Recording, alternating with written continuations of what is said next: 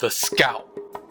There's no redeeming qualities. It has no damage, it's slow in both firing and reloading, and its reloading animation just makes me wanna... I don't know why the survivors hold and reload the Scout in a weird way. Look at all the other animations compared to it. It's almost like it was copy and pasted, but it doesn't end there. This weapon sucks! We're talking expert realism here. The Scout 2 shots.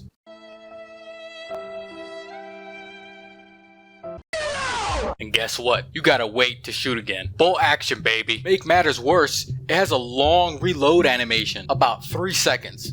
For reference, the grenade launcher takes about 3 seconds to reload. Yeah, that reload time is no joke. It doesn't end there. The Scout doesn't one-shot special effected either, meaning you have to land 2 back-to-back shots on them. And before I hear someone say, well, it takes 1 headshot to kill us back there, spare me! Every sniper in the game does that, but that doesn't make this gun any better. Second, there's only 2 bolt action rifles in the game, and the Scout simply does less damage than the other bolt action rifle, which is the Op. Meaning, it's not only the worst rifle in the game, but it's also the worst bolt action rifle in the game too. Scout is just bad. Point blank. Period. Even if you compare it to the other sniper rifles, they still 2-shot. So it doesn't even make sense. They're not even bolt action. So the fact that this is bolt action is literally a drawback. Only redeeming quality is that you can do the shove shoot like the shotgun. Other than that, good luck ever trying to kill anything with this weapon, let alone a tank.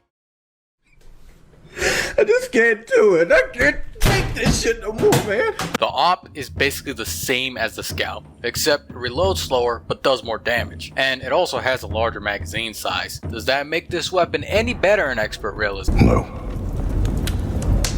It still has the 2-shot, common affected, special infected, and sucks at killing the tanks. The animation still looks goofy. It's just such a far cry from the Op in Counter-Strike, which just insta-kills everyone. It's like the pop-off gun of that game. And in this game, it's more like the clown gun. Bolt action simply, to me, doesn't fit Left 4 Dead 2. Because you can't balance the game around it. Not without making the gun too good or too bad. No one wants to be one-shotted as an infected. No one wants to use a bolt action rifle that doesn't one-shot. And that's the issue with these weapons. Not only are they basically unbalanceable, but they also don't have a place in expert realism, let alone the entire game. They're bad at killing special infected. What's gonna happen? Bad at killing tanks, bad at killing infected. The Op, more like the ass-wiping paver. I couldn't think of something better than ass-wiping pervert.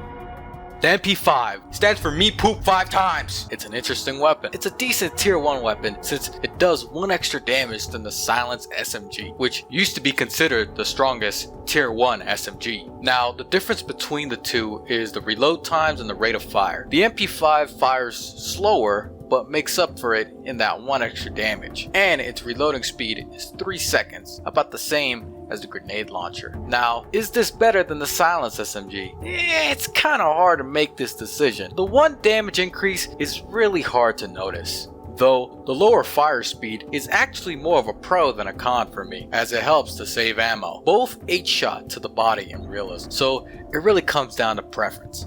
It's not a bad gun, it's just a strange addition to the roster of weapons. It's essentially a lower firing rate silenced SMG in a way. The SG-552. The SG, unlike the MP5, is a straight up upgrade to its M16 counterpart. They do the same damage, they have the same ammo, and basically the same firing speed.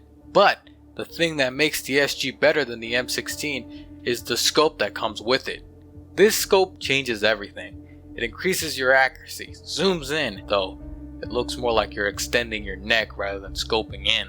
For example, look at the sniper rifle compared to this. It makes no sense. Only disadvantage of the SG when it comes to the M16 is the reload times. It seems like the reloading speeds are the only difference between these two weapons compared to any other rifle in the game. I've made fun of the knife a million times on this channel at this point. It's way too small to be chopping entire waves of zombies. Not to mention, it looks like the survivors are putting absolutely absolutely zero effort into swiping the knife in first person. It's hilarious. While in third person, the knife has the same animations as the machete. The knife was actually buffed. Yeah, League of Legends style. Before, it would miss due to it missing your crosshair. To now, it spreads like the fire axe. The buff was so insane that it became one of the best melee weapons in the game. That's right, this puny little knife has more range than something that is twice its size. The Knife Man, the true savior of the Last Stand, really helped me understand the Last Stand update. These weapons look weird and stiff and are in the lines of unusable to straight up better than the original weapons.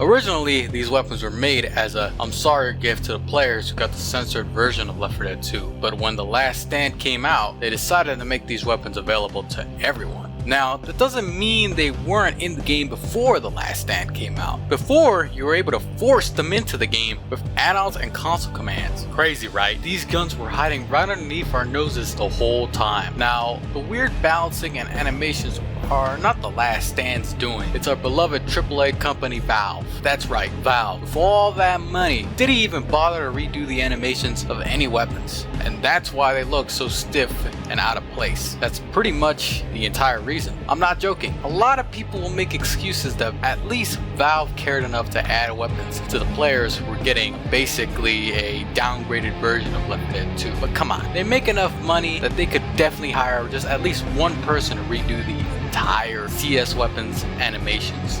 Just put some extra care, man. They're definitely getting paid enough to do it. Add-ons, of course, fix all these issues, but like, when is the Valve community not fixing these things? I think these weapons should be kept the same, balance-wise. They serve as a reminder of Valve being a bunch of clowns. Now, I believe the real reason why these weapons were added was to cover up the mistakes of the loading screens. Yeah, that's right, it's a cover-up. We're talking at the scale of the Watergate scandal type deal. Think about it. The loading screens have weapons that are not in the game. I'm talking loading screen after loading screen after loading screen. The reason why they added the CS weapons is because Valve didn't want the workshop to be canon. Now they can use the excuse that the Counter-Strike weapons are the weapons used in the loading screen. Just as they're low res in the loading screens, they're low res in game. People constantly blame the fact that they were added in this unfinished state because they wanted to add a little something for the censored copies of Left 4 Dead 2. I say it was added last second because they knew their president's a crook. Well, I'm not a crook. The players would eventually notice that the loading screens weapons are different. It's all one big cover-up and you fell for it, but I didn't. And that's nonsense.